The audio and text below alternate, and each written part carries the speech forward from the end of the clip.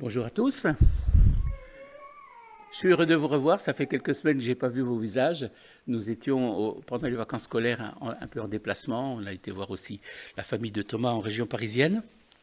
Voilà, je n'ai pas vécu la fête de Pâques en direct avec vous, mais en différé. Dans le train, on a pu regarder le culte ici à Colmar, entendre la belle prédication, et puis même celle de Mulhouse. C'est quand même pas mal la technique, hein. Mais c'est mieux d'être ici, présent, rassemblé. Voilà, je suis heureux aussi d'apporter la parole de Dieu. Je le dis avec joie, mais aussi avec une certaine crainte, hein, parce que voilà, que Dieu me garde et qu'il nous dirige. Et si je devais dire quelque chose de faux, eh bien vous me reprendrez à la fin, ça peut arriver. Alors,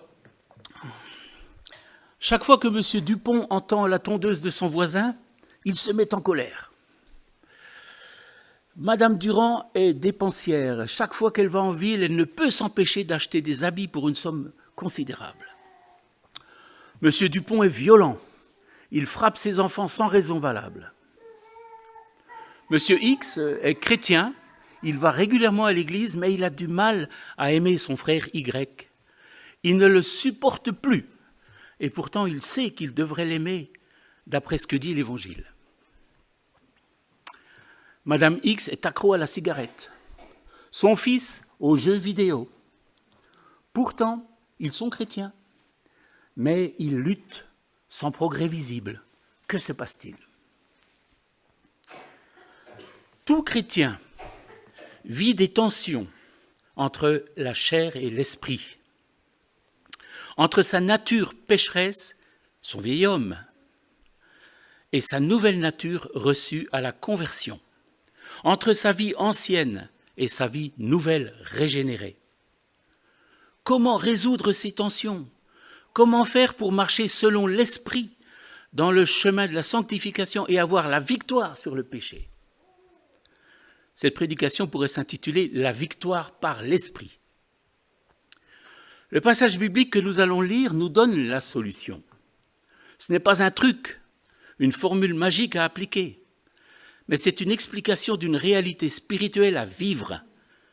C'est écrit par l'apôtre Paul, qui vivait aussi concrètement cette situation. Il en témoigne en écrivant « Je prends plaisir à la loi de Dieu selon l'homme intérieur, mais je vois dans mes membres une autre loi qui lutte contre la loi de mon entendement et qui me rend captif de la loi du péché qui est dans mes membres, misérable que je suis. Qui me délivrera du corps de cette mort ?» C'est en toute franchise que l'apôtre confesse ses luttes, mais il affirme aussi « Grâce soit rendue à Dieu par Jésus-Christ notre Seigneur ». Il rend grâce à Dieu car il y a une solution à ces difficultés. Cette solution est expliquée dans Romains 8, au début du chapitre que nous allons lire maintenant. Il n'y a donc maintenant aucune condamnation pour ceux qui sont en Jésus-Christ. En effet, la loi de l'esprit de vie en Jésus-Christ m'a affranchi de la loi du péché et de la mort. Car chose impossible à la loi, parce que la chair la rendait sans force, Dieu a condamné le péché dans la chair en envoyant, à cause du péché, son propre Fils dans une chair semblable à celle du péché. Et cela afin que la justice de la loi fût accomplie en nous qui marchons non selon la chair, mais selon l'esprit.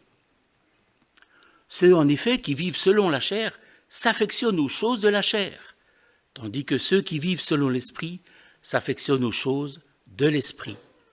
Et l'affection de la chair est inimitié contre Dieu, parce qu'elle ne se soumet pas à la loi de Dieu, et qu'elle ne le peut même pas. Or, ceux qui vivent selon la chair ne sauraient plaire à Dieu. Pour vous, vous ne vivez pas selon la chair, mais selon l'esprit, si du moins l'esprit de Dieu habite en vous. Si quelqu'un n'a pas l'esprit de Christ, il ne lui appartient pas. Et si Christ est en vous, le corps, il est vrai, est mort à cause du péché, mais l'esprit est vie à cause de la justice. Et si l'esprit de celui qui a ressuscité Jésus d'entre les morts habite en vous, Celui qui a ressuscité Christ d'entre les morts rendra aussi la vie à vos corps mortels par son esprit qui habite en vous. Ainsi donc, frères, et je rajoute, et sœurs, nous ne sommes point redevables à la chair pour vivre selon la chair. Si vous vivez selon la chair, vous mourrez, mais si par l'esprit vous faites mourir les actions du corps, vous vivrez. Car tous ceux qui sont conduits par l'Esprit de Dieu sont fils de Dieu.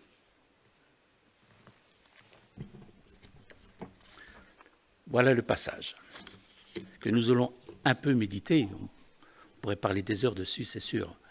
Mais ce matin, nous allons voir quelques points. Ce passage commence par une belle affirmation rassurante et apaisante. Il n'y a donc maintenant aucune condamnation pour ceux qui sont en Jésus-Christ. C'est rassurant, car notre conscience nous accuse souvent, influencée parfois par celui que l'on nomme l'accusateur, c'est-à-dire Satan, notre ennemi. C'est une affirmation apaisante pour notre âme. Il n'y a plus de condamnation. Nous pouvons être dans la paix. Paix avec nous-mêmes, en paix avec les autres, en paix avec Dieu. Il y a toutefois une condition, c'est d'être chrétien. C'est d'être en Jésus-Christ. On trouve l'expression « en Jésus-Christ ». Plusieurs fois, il y a cette expression dans la Bible, par exemple, « saluer les saints qui sont en Jésus-Christ ». Ou encore « vous êtes tous en Jésus-Christ ». Il est bon de se poser la question, suis-je en Jésus-Christ? Et comment est-ce que je le vis? Quelles en sont les implications? Mais voyons la suite de notre texte.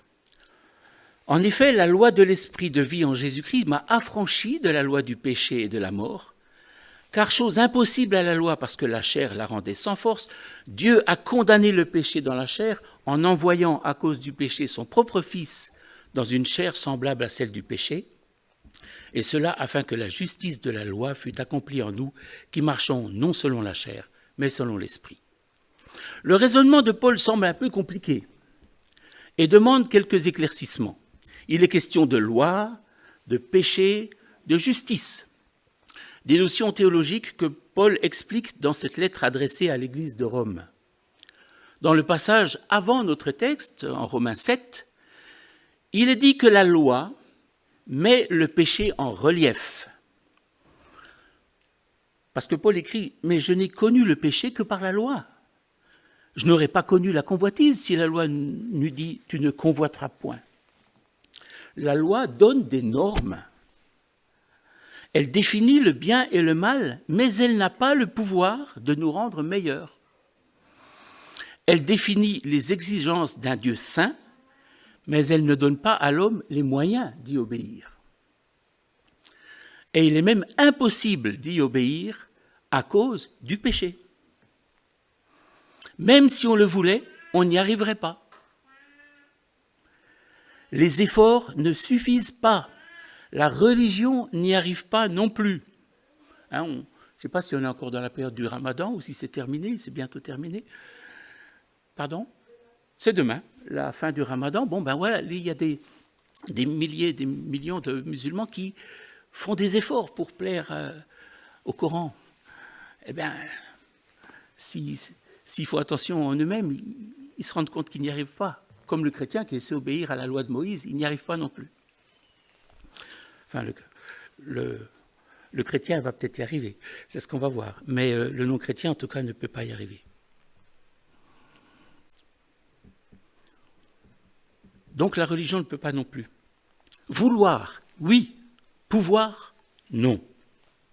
La loi est sainte, le commandement est saint, juste et bon. Mais le péché m'empêche de m'y conformer. Je suis donc condamné par cette loi. Paul en parle en ces termes. Nous savons en effet que la loi est spirituelle, mais moi, je suis charnel, vendu au péché. Car je ne sais pas ce que je fais. Je ne fais point ce que je veux, et je fais ce que je hais.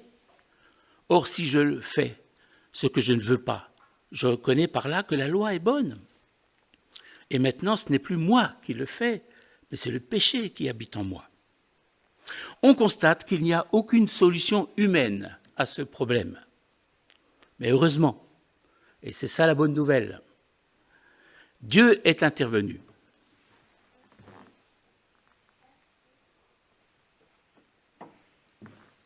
Dieu est intervenu. Comment a-t-il agi? En envoyant, à cause du péché, son propre Fils dans une chair semblable à celle du péché. Jésus est venu régler le problème. Il ne l'a pas fait à distance. Il est descendu sur notre terrain de bataille. Il est venu combattre solidairement avec nous et pour nous. Nous avons baissé les bras, mais lui, il a persévéré et tenu bon. Nous avons échoué, mais lui, il a réussi. Dans cette guerre contre le péché, contre la mauvaise nature et les forces du mal, il a gagné. Il en est sorti vainqueur. Il est notre héros libérateur. Il a réussi, il a pu traverser la vie et ses épreuves sans succomber aux tentations. Il a mené une vie sainte, irréprochable et parfaite. Il a remporté la victoire contre le péché, contre le mal, contre le diable. Et comment a-t-il été vainqueur? Par sa mort. Surprenant, non? Victorieux par la mort. Et cela semble contradictoire. C'est d'ailleurs pour ça que j'ai parlé des musulmans tout à l'heure. Ils ont vraiment de mal à croire que Jésus, s'il est fils de Dieu, il finit sur une croix. C'est pas possible. Et pas que les musulmans, mais c'est contre notre raisonnement logique, humain. Et pourtant, c'est aussi ce que dit l'Écriture en Hébreux 2. Ainsi donc, puisque les enfants, nous tous, participent au sang et à la chair, il y a également participé lui-même, Jésus-Christ, afin que par la mort, il anéantisse celui qui a puissance de la mort, c'est-à-dire le diable, et qu'il délivra tous ceux qui, par crainte de la mort, étaient toute leur vie retenus dans la servitude. Il fallait que Dieu vienne en chair. C'est par un homme que le péché est entré dans le monde, Adam, et c'est aussi par un homme que Jésus-Christ, c'est Jésus-Christ, qu'il a vaincu le péché, que le péché a été vaincu. La croix a écrasé la tête du serpent, conformément à l'antique malédiction prononcée par Dieu contre Satan. La descendance de la femme t'écrasera la tête.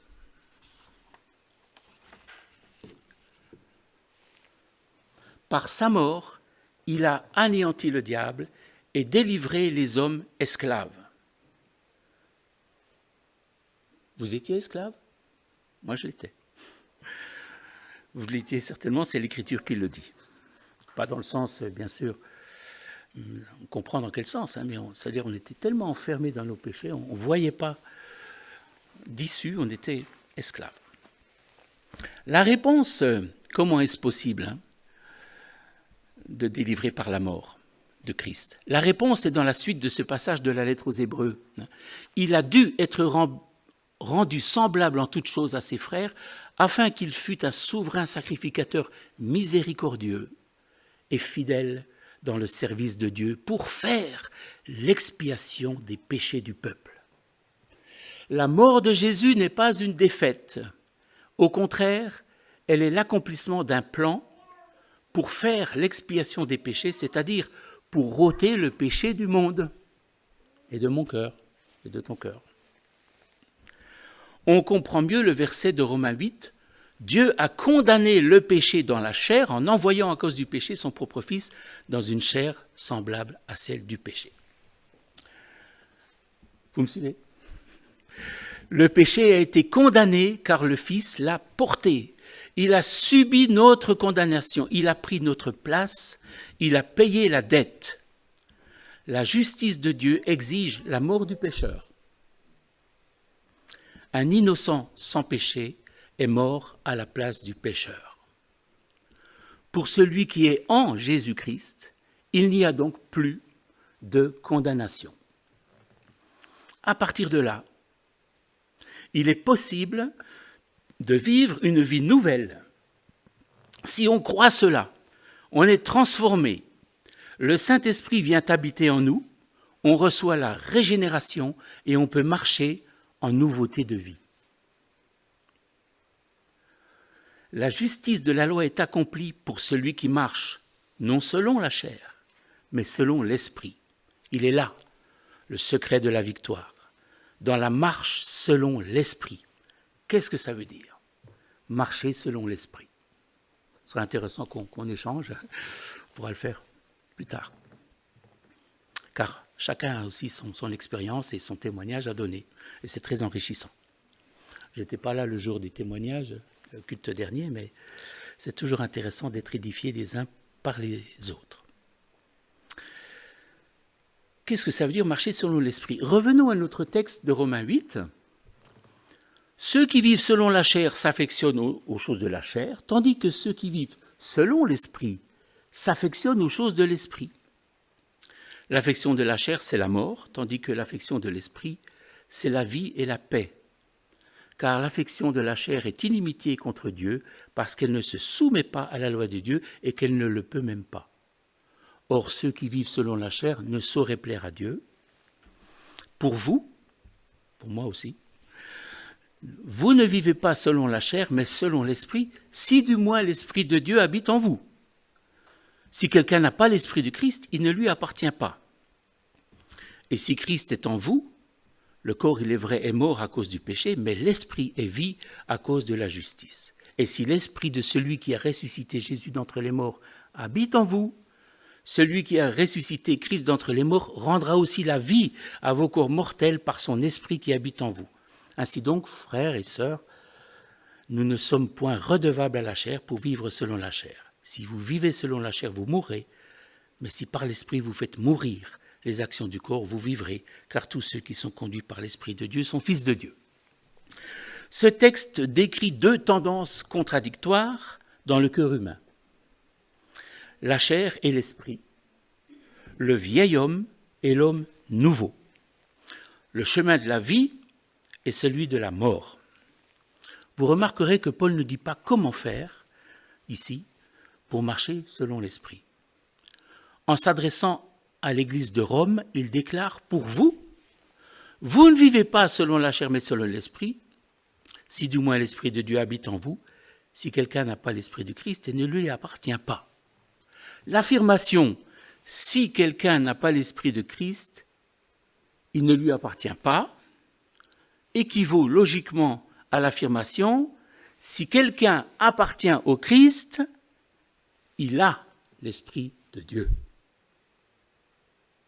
Vous appartenez, vous êtes chrétien, vous avez le Saint-Esprit, croyez-le. Certains, même dans les milieux chrétiens, disent que non, ça ne suffit pas, il faut le recevoir par après. Ce n'est pas ma théologie, en tout cas, que j'expose ce matin, selon ce que je comprends des Écritures et selon ce que l'on voit ici. Si quelqu'un appartient au Christ, il a l'Esprit de Dieu. Ainsi, le chrétien a reçu l'Esprit de Dieu à sa conversion. Il a donc en lui, dans cette vie nouvelle, toutes les ressources pour vivre selon Dieu. Il a tout pleinement en Christ. Ne cherchez pas ailleurs, vous avez tout. Est-ce pour autant que tous les chrétiens marchent selon l'Esprit? Non. Recevoir l'Esprit Saint est une condition nécessaire, mais pas suffisante. Il est important de saisir la différence entre les expressions « selon la chair » et « dans la chair », selon l'esprit et dans l'esprit. Selon la chair exprime une manière de penser et de vivre. Dans la chair exprime la condition de l'homme naturel devant Dieu, l'homme qui n'est pas régénéré. Celui qui n'a pas cru en Jésus est encore dans la chair, et il ne peut se comporter que selon la chair. Ses pensées, ses actes et leurs conséquences en découlent. Le croyant a changé de condition. Il est dorénavant dans l'esprit. Sa conduite doit être normalement selon l'esprit, avec les pensées, les actes et les conséquences qui s'y rattachent. mais la chair est toujours en lui. Et il peut lui arriver de se laisser aller à agir selon la chair, bien qu'il ne soit plus dans la chair. Ça va ? Nous sommes dans l'esprit, mais nous pouvons encore, malheureusement, de temps en temps, suivre cette loi mauvaise qui est encore en nous et qui sera libérée seulement à la résurrection, seulement dans le royaume de Dieu, mais c'est une chose certaine, nous l'attendons avec patience et persévérance. En effet, le vieil homme veut prendre le dessus, veut reprendre ses droits. Ainsi, alors, comment faire ? Paul le dit, « Par l'esprit, faites mourir les actions du corps. » Et encore ailleurs, « Faites donc mourir ce qui est terrestre, l'impudicité, l'impureté, les passions, les mauvais désirs. » Les désirs peuvent être bons, mais les mauvais désirs. La cupidité, qui est une idolâtrie. Oui, mais comment faire mourir ? Faut-il se mortifier ? Non. La mortification, c'est une souffrance qu'on s'impose pour progresser. Même si peut-être, je l'ai eu hier dans mon cours d'éthique du corps, justement, le frère Claude Bécher nous a dit que une des disciplines spirituelles pourrait être le jeûne. Il est question du jeûne, Jésus en parle, mais ce n'est pas la mortification, c'est autre chose. Mais alors, que faire ? Ma réponse pourra vous sembler un peu surprenante. Il ne faut rien faire. Car on ne peut rien faire par ses propres efforts. La solution est dans une position de foi, se considérer comme mort au péché. Cette expression est expliquée en Romains 6, que je vous lis. Nous savons que notre vieil homme a été crucifié avec lui et que ce corps du péché, afin que le corps du péché soit réduit à l'impuissance et qu'ainsi nous ne soyons plus esclaves du péché. En effet, celui qui est mort est libre du péché. Et si nous sommes morts avec Christ, nous croyons que nous vivrons aussi avec lui, car nous savons que Christ ressuscité ne meurt plus. La mort n'a plus de pouvoir sur lui. Christ est mort, et c'est pour le péché qu'il est mort une fois pour toutes. Maintenant qu'il est vivant, c'est pour Dieu qu'il vit. De la même manière, vous aussi, considérez-vous comme mort pour le péché et comme vivant pour Dieu en Jésus-Christ. Position de foi. Je suis mort avec Christ. Mon vieil homme a été détruit à la croix. Je peux donc maintenant avoir la victoire sur toutes ces tentations, péchés qui m'assaillent de tous les côtés. N'est-ce pas ? Vous aussi ? Considérez-vous comme mort au péché. C'est une position de foi. Croyez que votre vieil homme a été crucifié avec Jésus. C'est ce que déclarent les Écritures. Croyons-le et mettons-le en pratique. Que notre foi se concrétise. La bonne théologie, oui, mais la bonne pratique aussi. Comment faire concrètement ? J'ai pas de truc, Prenons l'image d'une voiture hybride. Elle a deux sources d'énergie, l'électricité et l'essence. En ce moment, c'est l'électricité qui est le moins chère. Pour avancer, elle a la possibilité de puiser son énergie dans l'une ou l'autre source. Et c'est bien un petit peu pareil dans notre vie. Nous avons la possibilité de vivre par l'Esprit, c'est-à-dire en lien avec Jésus ressuscité. Source de toute grâce, de tout amour, de toute puissance, sagesse, joie, de tout don. Ou alors, nous avons la possibilité de vivre selon notre vieille nature, source, j'ai énuméré des choses, mais il y en a d'autres, source de l'orgueil, source de l'hypocrisie, de la jalousie, source de mensonges, de religiosité, ... Bref, toutes sortes de péchés.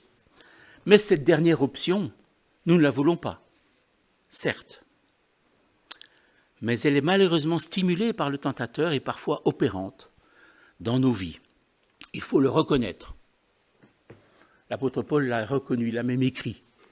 Lui, le grand apôtre qui a fondé des tas d'églises, il a écrit qu'il a du mal. Et nous n'osons pas le reconnaître. Parfois, en tout cas moi, j'ai du mal.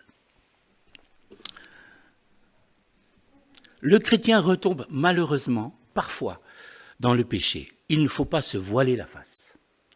Il faut se l'avouer, et surtout l'avouer à Dieu, le confesser à Dieu. Cela s'appelle la repentance. Chers frères et sœurs, permettez-moi une question. Ça fait combien de temps que vous ne vous êtes pas repentis? Je me la pose à moi. Je le sais par expérience, c'est difficile reconnaître et avouer ses torts. C'est très difficile pour moi. C'est pourtant le chemin incontournable de la sanctification qui nous est ordonné. Ce n'est pas avec facilité que j'en parle. Ce sujet nous dérange. Et pourquoi d'ailleurs? Il est intéressant de se poser la question, pourquoi ça nous dérange? Pourquoi voulons-nous éviter d'aborder en face la question du péché? Je laisse ces questions en suspens. Chacun y répondra pour lui-même, c'est une bonne piste, je trouve, pour réfléchir soi-même sur notre vie chrétienne. La repentance est un chemin difficile, mais qui est suivi de bénédictions. C'est le seul moyen de purifier nos consciences, d'être dans la paix et de retrouver la joie perdue, peut-être. Elle demande l'humilité. Elle est la porte qui ouvre à la relation claire avec Dieu. Du côté de Dieu, elle est attendue. Dieu t'attend. Dieu m'attend. Je cours dans ses bras, parce qu'il m'attend avec des bras ouverts, des bras pleins d'amour.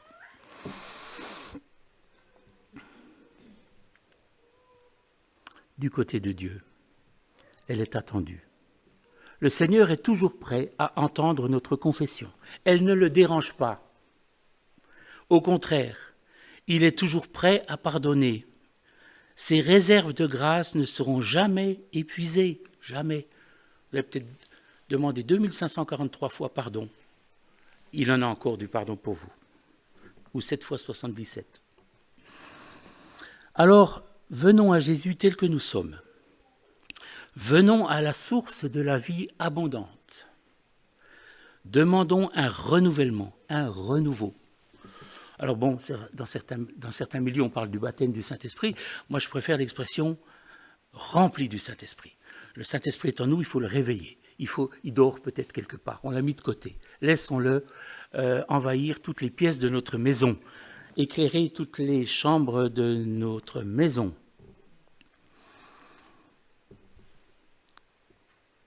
Demandons un renouvellement, un renouveau. Soyons remplis du Saint-Esprit. Ce n'est pas une option, c'est un commandement, c'est un ordre. Soyez remplis du Saint-Esprit. Ce n'est pas pour les super spirituels, c'est pour vous. C'est pour nous, c'est pour moi.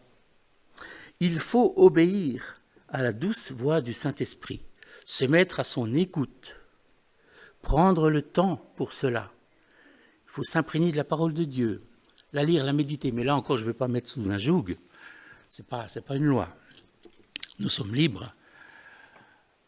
Priez, demandez, suppliez Dieu d'intervenir dans les moments sombres, les moments de doute ou de tentation. Ce sont des attitudes actives.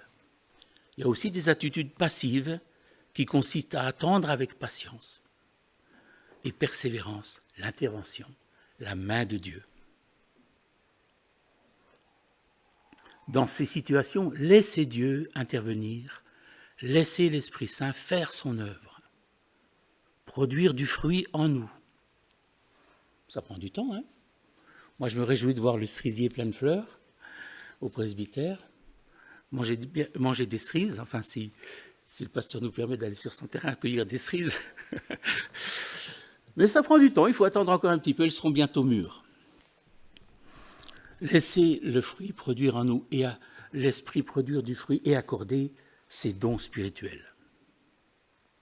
Alors, je vais vers ma conclusion. Hier soir, en relisant ça, je ne savais pas comment conclure, je ne sais toujours pas. J'ai écrit quelques pistes là. Revenons peut-être à M. Dupont, Mme Durand.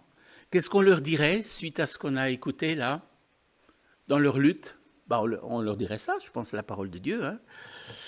Surtout je crois que c'est Madame Durand, vous vous en souvenez, je sais pas, qui était chrétienne, mais qui était accro à la cigarette. Et puis son fils était chrétien, mais il était accro aux jeux vidéo. Moi, j'ai tendance à être accro, je vous le confesse, aux écrans. C'est un danger. Il faut que j'éteigne plus souvent mon portable, ma télé. Voilà. Alors, qu'est-ce qu'on leur dirait à ces personnes qu'on se dit à soi-même, hein? Ne plus vivre selon le principe de la chair, mais cultiver la vie, marcher selon l'esprit. Souvenons-nous de notre baptême, où nous nous sommes joyeusement et radicalement engagés dans une voie nouvelle. J'espère qu'on n'a pas perdu cette radicalité de suivre Jésus-Christ. Renouvelons notre engagement. Et puis, pour terminer, il y a ce verset magnifique, on l'a peut-être déjà cité, en tout cas il en était question, même peut-être sans le citer. « Ce n'est plus moi qui vis, c'est Christ qui vit en moi. » Nous avons dit qu'on doit se considérer comme mort au péché, vivant pour Dieu. Et l'apôtre Paul va jusqu'à pouvoir dire « Ce n'est plus moi qui vis, c'est Christ qui vit en moi. » Puissions-nous dire, par la foi, puisque c'est l'Écriture qui le déclare, « Je suis mort avec Christ, ce n'est plus moi qui vis, c'est Christ qui vit en moi. » Amen. Alléluia. C'est un beau programme. Et nous allons maintenant prier pour demander que cet exposé-là ne soit pas de la théologie inutile, mais qu'elle nous conduise dans les choses pratiques de notre vie. Déjà cet après-midi, et puis tout au long de nos journées. Prions ensemble. Merci pour ta parole qui nous donne la vie, qui nous révèle la vie. Merci pour Jésus-Christ qui est venu accomplir à la croix une œuvre merveilleuse. Nous en sommes les bénéficiaires. Merci pour le Saint-Esprit que tu as déposé dans notre cœur. Seigneur, veuille le réveiller, ce Saint-Esprit. Que ce Saint-Esprit prenne toute la place dans mon cœur, dans nos cœurs. Nous le voulons. Nous voulons, Seigneur, marcher dans la sainteté à ta suite. Nous voulons confesser nos péchés. Nous voulons repartir d'une manière nouvelle. Merci parce que tes ressources sont là, à notre portée. Nous n'avons pas de religion à suivre, nous n'avons pas de morale à respecter particulière qui nous donnerait la grâce. Nous avons, Seigneur, en toi, par ton esprit, la vie nouvelle. Aide chacun d'entre nous. Tu connais nos cœurs, moi je ne les connais pas, mais tu les visites maintenant. Tu nous visites par ton Esprit Saint et tu veux nous libérer de ce qui nous retient encore. Nous demandons ton action profonde pour que nous puissions aussi toujours mieux te glorifier en tant que chrétiens, chrétiennes, dans nos familles, dans l'Église et là où tu nous envoies. Au nom de Jésus-Christ, nous prions et nous te remercions. Amen. Alors